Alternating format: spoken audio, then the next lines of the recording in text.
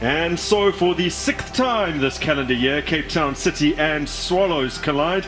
This evening they face off in a DStv Premiership match of some significance as sides clamour for progress-affirming league positions, with that mid-season break now fast approaching. Very interesting. These two sides actually opened 2021 against one another. A top-flight tie and a first-ever meeting between the two that was won by Swallows, the 3 points contributing to their highly impressive 2020-2021 league tally. Slipped through by Matlati, so then cuts it back! Oh my goodness! Well, it's an unbelievable save from Marks to deny Lebohang Mokoena. Speed of attack. Matlati puts it through. And it's a decent cutback from Salen. One by Swallows again. Kaleta Makhalwa controls, and he has flashed that across the face of goal. Oh, terrible mistake at the back!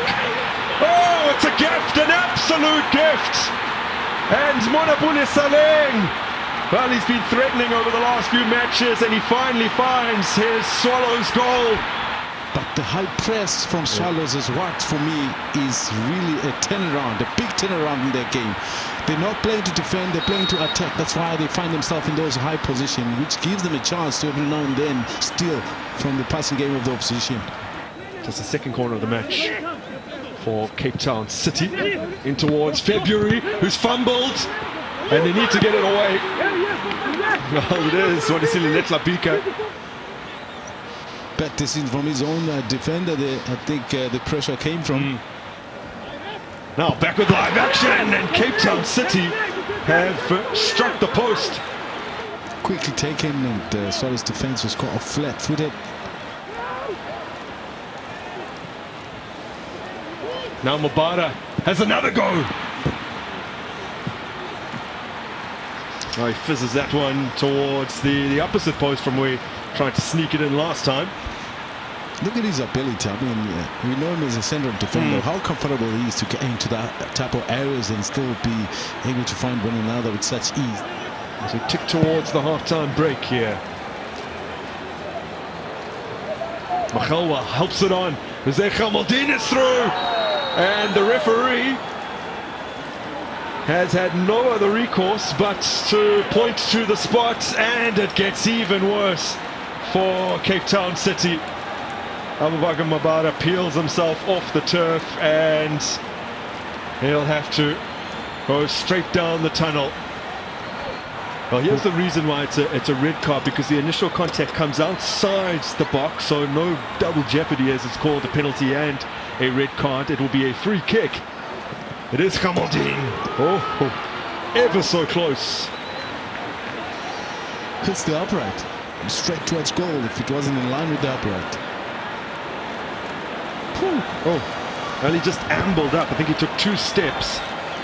And looking to just caress that into the top corner. Unfortunately, Mokoena can't sneak it through to Saleng. Here's Makhalwa applying the pressure. Lovely! Oh, brilliant, brilliant, brilliant save from Marks again to keep the deficit at 1. A lovely little touch from Makhalwa and a brilliant curling effort from Jose Khamaldin. Opportunity for Malinga to contribute, as this one is steered towards the back post and in. The 10 men of City have restored parity, and the man who towers above most, Nathan Fasika, has sorted his feet out and has poked this home.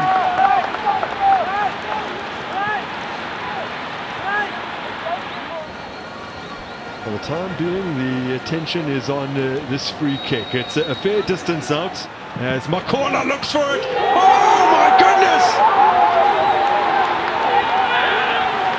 A fairy tale story for Cape Town City. A goal and a man down at the break. And inside the final 10 minutes, they have scored the goal in front of a watching John Committees that takes them ahead. to steal a famous win. That is just simply unbelievable. Absolute class. Yes, it's been some time that I've seen him take this sort of set pieces, but for those that would have watched him, like I said earlier, at Free State Stars and Orlando Pirates, wrong foot the goalkeeper. It's brilliant. Well, it's almost hard to believe. Cape Town City have come from a goal down. Just 10 men on the park. The efforts of the goalkeeper Hugo Marks, who kept Swallows at bay, limited them to just that one goal as Cape Town City scrape a 2-1 win at the DHL Stadium. What a victory. Coach, a bit earlier on, I had read a stat, and you have actually extended on it. It says Cape Town City conceding first in the last 31 games, lost 23, drew 6, won 2, and both of those wins were under Eric Tinkler. Okay. Now you've made it 3. Congratulations. Thank you. Yeah, I think obviously first half performance was not brilliant, to be honest, and I think my pre-match interview I spoke about playing at the right intensity, playing with aggression. We didn't match them in that area. You know, the first 20-25 minutes we were reactive, we weren't proactive. Our pressing was very, very poor. We gave them too much time, too much space, and they hurt us. They hurt us, to be honest. And Hugo kept us in the game in the first half. We must be brutally honest with ourselves. But I think it all changed when Mobara got sent off.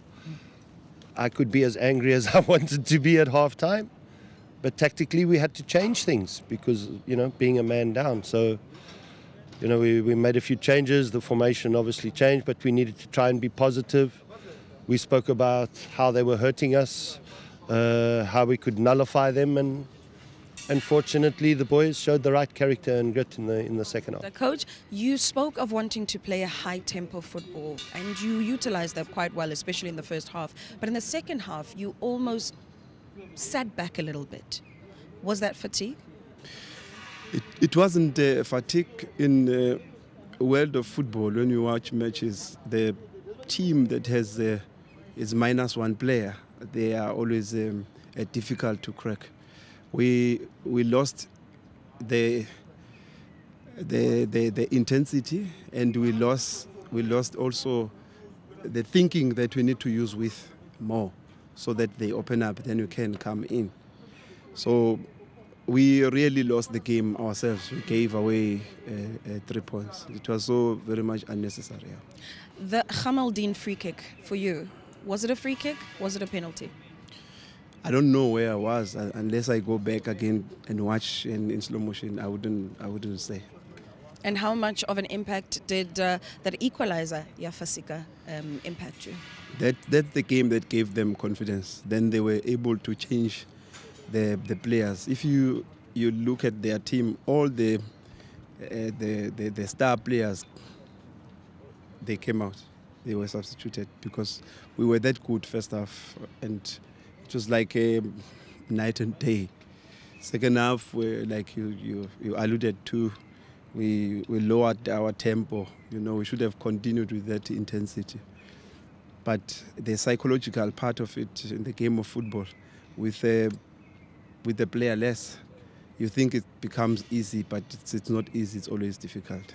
Let's talk a little bit about the offside calls. You got quite a number of them made against you, especially in the second half. In the first half, you were actually doing well in terms of not getting caught offside. What was going wrong in the second half? Well, Mpo, I would have to watch again the game and see whether those players were offside or not, because where we sit in the technical area, we cannot judge it. It's only the referee, outside referee, who can determine that it's offside or not offside. But at times when we're attacking, if the players are walking back, it becomes a problem, because you need to jog back with the opposition defenders. Because if the ball is then played to you, you will definitely be adjudged offside. Thank you very much, Coach, and hard luck. Well, it's tough.